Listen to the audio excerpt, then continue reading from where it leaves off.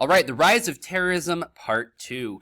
In order to talk about these, we're going to talk about the 5 different types of terrorism. So previously, we discussed the 4 waves of terrorism. Right now, we're going to be talking about the 5 types of terrorism, which is state-sponsored, dissent, terrorist of the left and right, so political terrorism, religious terrorism, and then finally, criminal terrorism. Now, this one right here is state-sponsored terrorism. State-sponsored terrorism is terrorist acts on a state or a government by a state or a government. So an individual country or an individual government is going to be the ones responding with terrorist acts. Okay, so you can see the example right here would be Iran.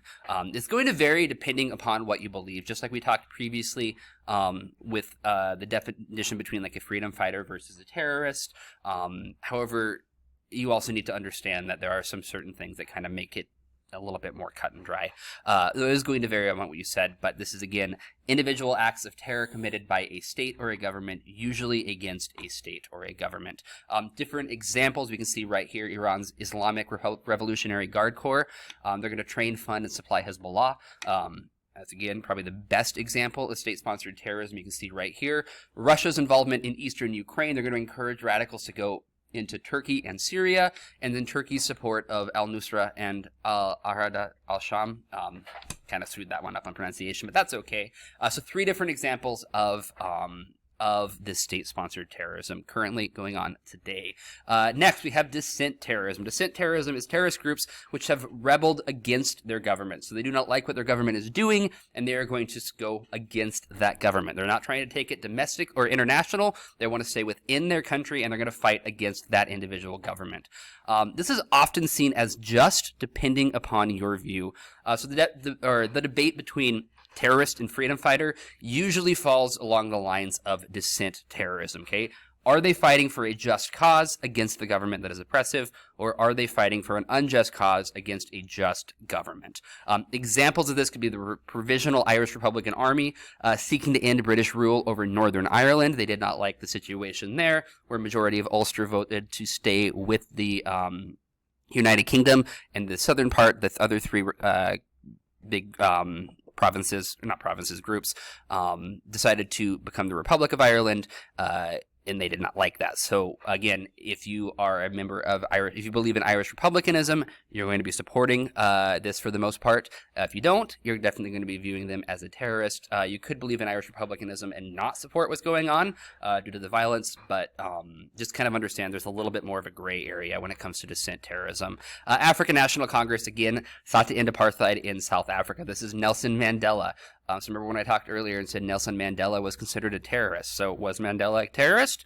Was he not a terrorist? If you were the government of South Africa, yeah, he was. If you were a member of the African National Congress, or an individual who believed that apartheid was wrong, you most likely did not view him as a terrorist. Or maybe you disagreed with his policies, but you thought what he was fighting for was ultimately just. So again, dissent terrorism, a little bit more of a gray area between the definition of a freedom fighter and a terrorist. Next are terrorist and the left and right. So terrorist rooted in political ideology. This is done in an attempt to change a political situation within the nation. Again, this is traditionally within the borders of a country and not exporting it out to an international situation. Examples of this could be Revolutionary Armed Forces of Colombia, FARC, because it's in Spanish. It's a left-wing group. Marxist-Leninist organization in Colombia. They're going to use bombings, kidnapping, and extortion for money because they do not like the government in Colombia. They want it this way. Boom.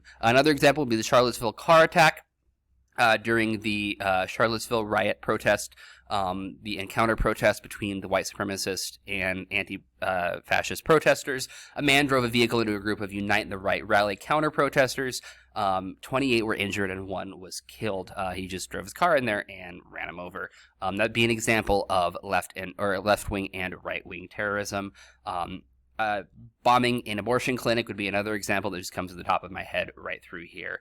This one is religious terrorism. Okay, this is a terrorist group in which individuals are extremely religiously motivated. Okay, not just like a little bit of religious motivation. They are devout to what they view as their true teachings of their individual faith.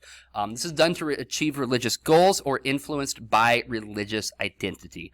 So they're going to do something in the name of their faith or to achieve certain goals within their faith. Now, there's a number of different examples. As I talked about previously, this is not just one religion. There are multiple religions. Probably the most high profile would be ISIL, or the Islamic State, using religious scripture to justify their attacks. Again, whether or not they're actually following the true beliefs of the Islamic faith. They're not, but that's what they're believing. So it would fall under this religious terrorism. The KKK, the Ku Klux Klan, support to uphold Christian morality, whether or not they're actually following the beliefs of Christianity. They're not, but they are believing it as their. Sikhism, which is an ultra-Orthodox Jewish organization who attacked those who wouldn't give to their demands. This is going to be a Jewish organization. Again, is this what Judaism really teaches? It's not. It's what they're doing.